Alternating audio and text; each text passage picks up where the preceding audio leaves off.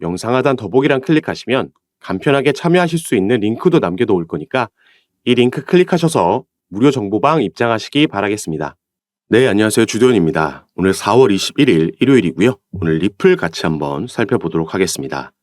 자, 어제 시장이 반등을 해줬고 리플도 이 흐름에 함께하면서 5% 상승력이 나와줬습니다. 그러면서 최근 움직이고 있던 이 파란색 하락 추세 채널 안에서 이 점선으로 표시되어 있는 중앙선 라인을 돌파해줬다는 점에서 우리가 그래도 이 채널 상단까지 추가 상승력을 기대해 볼 수 있겠습니다. 비트코인도 9,500만 원을 회복해줬고 이렇게 시장이 상승 반전을 만들 수 있던 데에는 이번 주 시장에 들어왔던 여러 악재들이 하나씩 해소되고 있고 여기에 대한 기대감이 반영됐다 볼 수 있겠죠.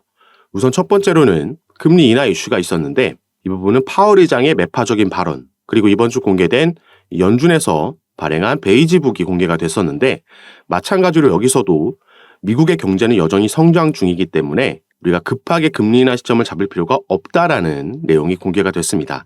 그러면서 금리 인하 기대감이 또 한 번 후퇴를 하면서 하방 압력을 줬던 건데 자, 이 부분은 금리 관련된 건 우리가 매년 몇 번씩이나 여기에 대한 영향을 받기 때문에 이 부분이 장기적으로 하방 압력을 가져오진 않을 거다. 이미 말씀을 드렸던 부분이고요.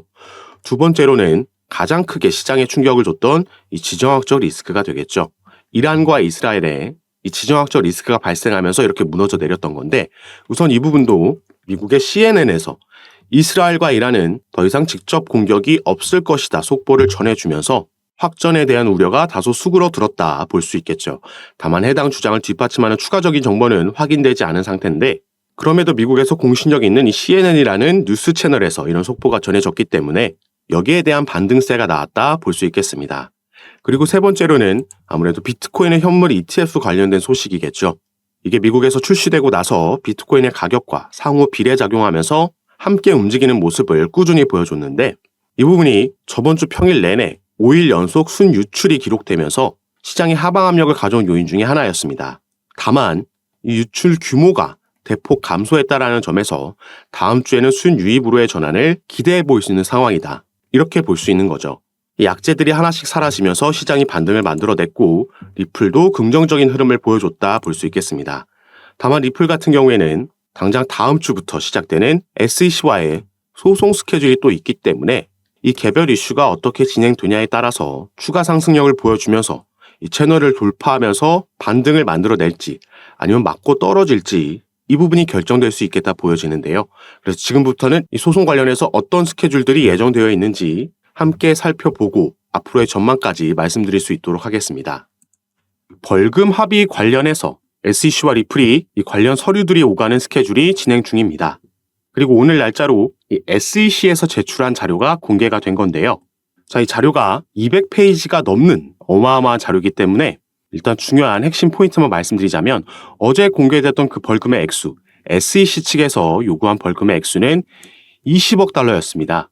이렇게 공개가 됐는데 자, 정확하게 문서에 나와 있는 벌금의 액수는 19.5억 달러라는 게 확인이 됐고 이 안에서 일단 환수금, 이 벌금 자체가 기관 투자자들에게 판매된 거기에서 이득을 취한 환수금 8.7억 이 부분도 사실 이전에는 7억 달러 수준이었는데 기소 이후에도 계속해서 판매가 진행됐기 때문에 8.7억이라고 SEC에서 계산을 해놨고 여기에 대한 이자 1.9억 그리고 민사 벌금 8.7억까지 합해서 대략적으로 20억이 조금 안 되는 벌금을 요구한 겁니다.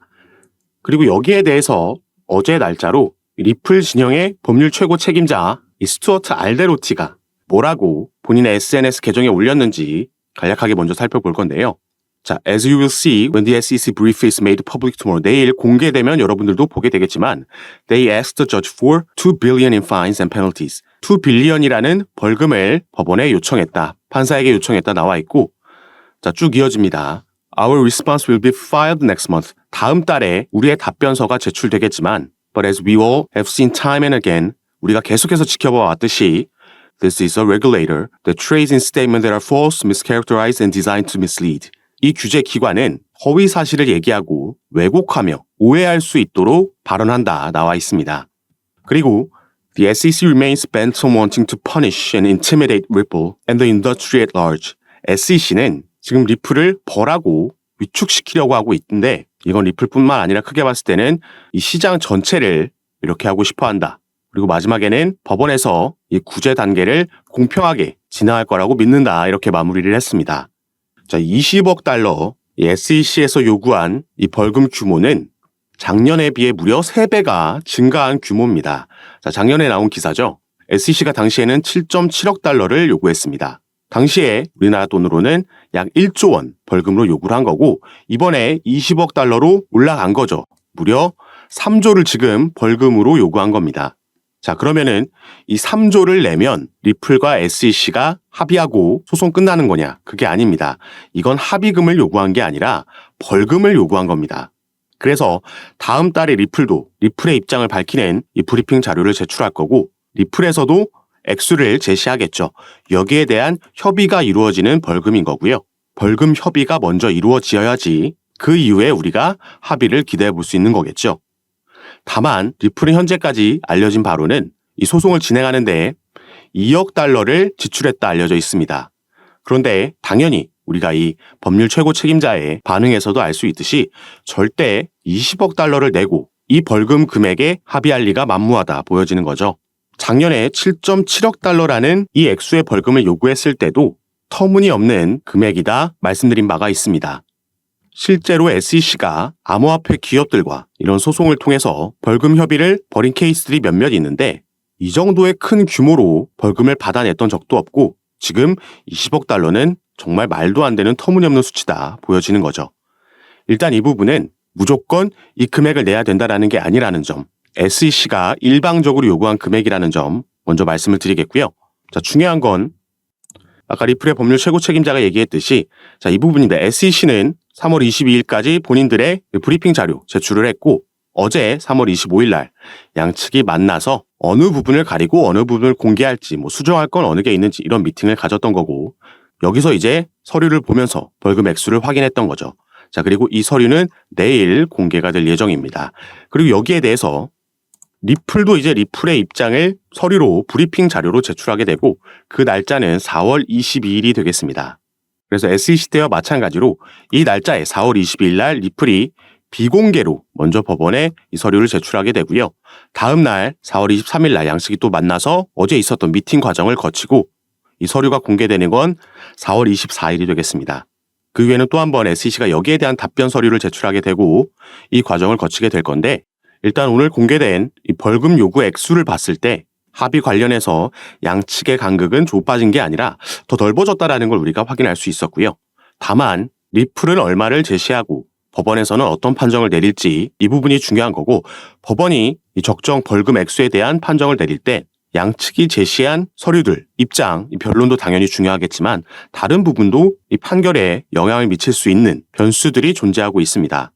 그리고 리플은 이 소송뿐만 아니라 올해 확실한 반등을 만들어낼 수 있는 또 한 가지의 상승 재료도 남아있다 보여지기 때문에 지금부터는 이 내용도 함께 보여드리면서 그 근거들 말씀을 드리도록 하겠습니다. 이 소송 이슈들 새롭게 업데이트되는 내용들 그리고 리플의 기술적인 분석과 타점 비중 같은 경우에는 카톡방에서 제가 공유해드리면서 가장 빠르게 대응 도와드리고 있으니까요. 여러분들께서는 영상 밑에 더보기란 클릭하시면 이 두 가지 링크 확인이 가능하실 겁니다. 현재 핸드폰으로 영상 시청하고 계신 분들은 첫 번째 링크 클릭하시면 저에게 문자 보내실 수 있도록 화면이 전환되고 전송 버튼만 눌러주시면 제가 이 문자를 확인하는 대로 순차적으로 연락드려서 카톡방 초대 도와드리고 있고 문자 전송이 힘드시거나 영상을 컴퓨터로 시청하고 계신 분들은 이 밑에 있는 두 번째 링크 클릭하셔도 참여가 가능하십니다. 카톡방에서 당연히 전부 무료로 제가 이런 정보들 공유해드리면서 대응 도와드리고 함께 투자하고 있는 공간이니까 여기에도 한 번씩 관심 가져주시고 확인해 주시면 감사하겠습니다. 자, 그럼 지금부터는 방금 말씀드렸던 새로운 상승 재료 그리고 이 소송의 변수로 작용할 수 있는 이슈들도 같이 살펴볼 건데요. 자, 리플 같은 경우에는 저번 달 2월 초에 미국 내에서 다시 송금 사업을 재개하겠다라는 발표를 했고요. 그 후 일주일 만에 스탠다드 커스티디언 트러스트라는 미국 내에서 정부의 인가를 받은 암호화폐 수탁 업체를 인수했다라는 발표를 했습니다. 자, 리플은 2020년도 12월 달에 SEC에서 미국의 증권거래위원회에서 처음 리플의 소송을 제기하고 나서 미국 내 사업을 철수할 수밖에 없었고 그래서 많은 거래소에서도 상장 폐지되는 악재가 잇따라 나왔습니다. 이 이후부터는 리플의 대부분의 수익은 미국 외에서 발생을 했었고 그래서 비교적 최근까지도 리플이 본사를 유럽이나 두바이 쪽으로 옮길 수도 있다. 유럽의 영국이나 아일랜드에 이런 분을 실제로 알아보고 있다라는 뉴스들도 나왔습니다. 그런데 2월 달 들어서면서 미국 내 사업을 재개하겠다라는 발표를 한 거고 실제로 그런 움직임을 가져갔다라는 거죠. 자, 그러면은 리플이 왜 이 시점에서 어떤 걸 믿고 다시 미국으로 돌아와서 사업을 재개하려는 건지 이 부분이 오늘 말씀드릴 중요 포인트가 되겠습니다. 자, 리플 관련해서 최근 이런 소식이 전해졌습니다. 코인리스를 비롯한 국내 매체에서는 크게 다뤄지지 않았기 때문에 속보로도 전달되지 않았기 때문에 모르시는 분들이 많으신데 자, 코인베이스라는 미국의 암호화폐 거래소에 리플이 이 선물 시장에 새롭게 상장이 됐습니다. 현물 같은 경우에는 작년에 약시 재판이 끝난 이후에 다시 재상장이 이미 됐었지만 자, 선물 시장에는 처음으로 새롭게 상장이 된 거죠. 자, 여기서 리플과 코인베이스의 관계를 간략하게 말씀드리자면 자, 미국에는 이 디지털 커런시 그룹이라는 DCG가 있죠. 가장 유명한 암호화폐 벤처 캐피탈이라고 보시면 되겠고 여기에 설립자이자 CEO 베리 실버트는 제2의 워린 버핏이라고 평가받는 이 암호화폐 업계에서 꽤 중요한 인물입니다. 자, 이 DCG에서 바로 방금 살펴본 코인베이스를 자회사로 소유하고 있고요. 또 이 DCG는 리플의 지분을 보유하고 있는 기업입니다.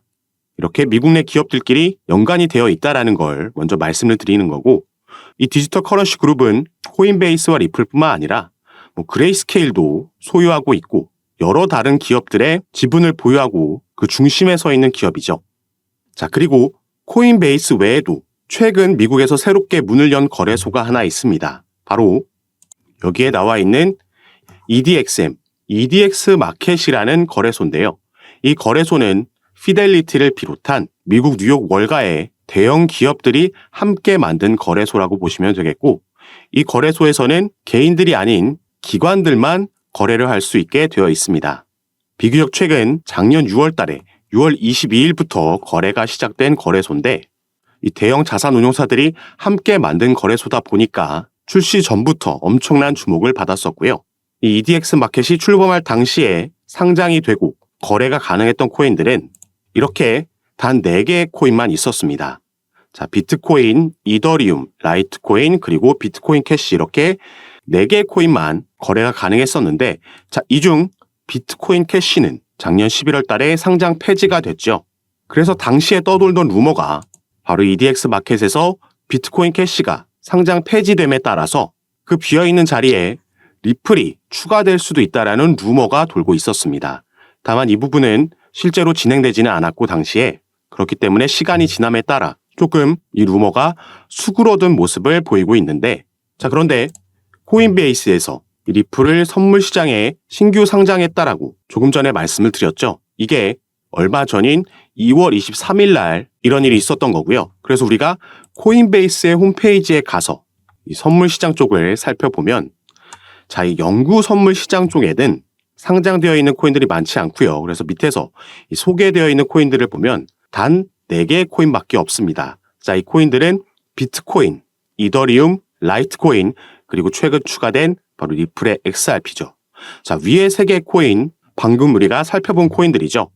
바로 이 EDX 마켓에 이제 비트코인 캐시가 상장 폐지되고 나서 남아있는 3개의 코인들입니다. 비트코인, 이더리움, 라이트코인. 지금 이런 연관성이 보이고 있는 거고요. 미국의 증권거래위원회 위원장 이 게리 갠슬러라는 인물도 작년에 이러한 발언을 했습니다.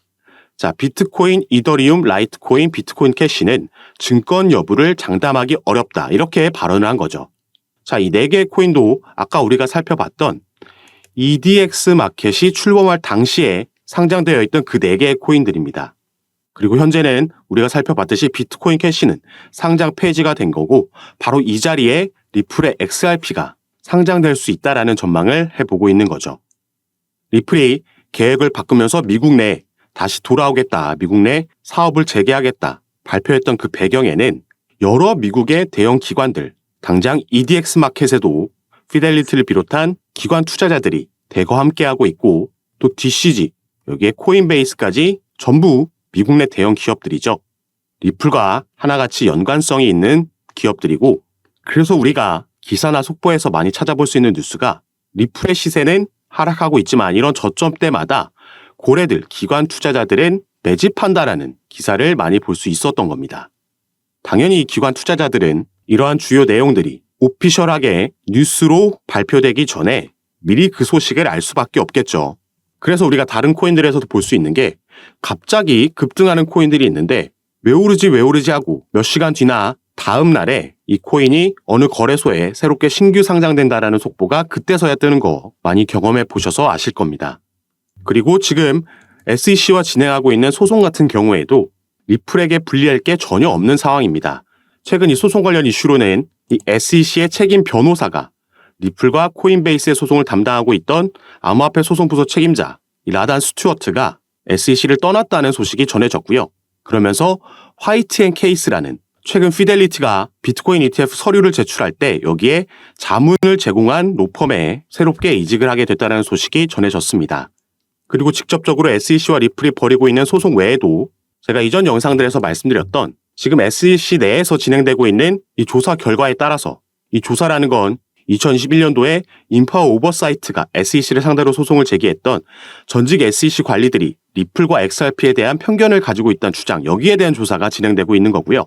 OIG가 이 수사를 진행하고 있는 여기서 불법 행위를 발견하게 되면 SEC는 항소 계획을 종료할 수 있으며 당연히 이건 리플에게 호재로 작용을 할 겁니다. 이것뿐만 아니라 함께 진행되고 있는 SEC와 코인베이스의 소송에서 코인베이스는 현재 SEC가 미국 암호화폐 거래소를 규제할 법적 권한이 없다라고 주장하면서 기각 신청서 모션 투 디스미스를 제기를 한 상황입니다.